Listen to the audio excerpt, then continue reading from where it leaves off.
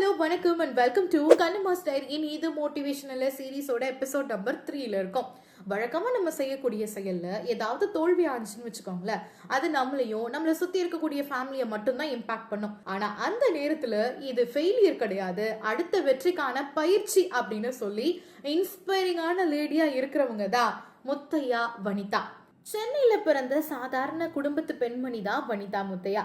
கிண்டியில் இருக்கக்கூடிய college of இன்ஜினியரிங்ல எலக்ட்ரானிக்ஸ் அண்ட் கம்யூனிகேஷன் இன்ஜினியரிங் முடிச்சிருக்காங்க.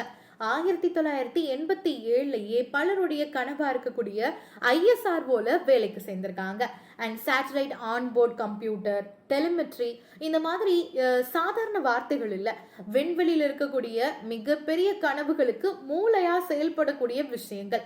இது எல்லாத்தையும் 30 வருடமா ரொம்ப பொறுமையாவும் அண்ட் மிகப்பெரிய பொறுப்போடையும் கவனமா இருந்தவங்க. ஆனா இதெல்லாம் ஒரே ஒரு மிஷன்ல மிகப்பெரிய பார்வை இவங்க மேல இருந்தது. செப்டம்பர் 7, 2019 சந்திராயன் 2 மிஷன் சக்சஸ் ஆகுமா ஃபெயிலியர் ஆகுமா அப்படிங்கிற மிகப்பெரிய பொறுப்பு ப்ராஜெக்ட் டைரக்டரா நியமனம் செய்யப்பட்ட வனிதா முத்தையா அவர்கள் மேல இருந்துச்சு. அந்த நாளை எல்லாரும் எதிர்பார்த்து காத்திருந்தோம். விக்ரம் லேண்டர் நிலவுக்கு பக்கத்துல போச்சு. கவுண்ட் டவுனை எதிர்பார்த்து காத்துட்டு இருந்த நமக்கு மிகப்பெரிய ஏமாற்றம். ஏன்னா நிலவுக்கு பக்கத்துல போகும்போது சிக்னல் லாஸ் ஆகிடுச்சு. இந்த சிக்னல் லாஸ் ஆன பிறகு உலகமே மௌனமானுச்சு. என்னப்பா ஃபெயிலியர் ஆகிடுச்சு அப்படின்னு பலரும் ஃபீல் பண்ணிக்கிட்டு இருந்த அந்த நேரத்துல கூட இவங்களுடைய டீமும் அமைதியா என்ன தவறு அப்படிங்கிறத பார்த்தாங்க, டேட்டாவை அனலைஸ் பண்ணாங்க. அதுதான் அவங்களுடைய வெற்றிக்கு அடித்தளமா இருந்தது.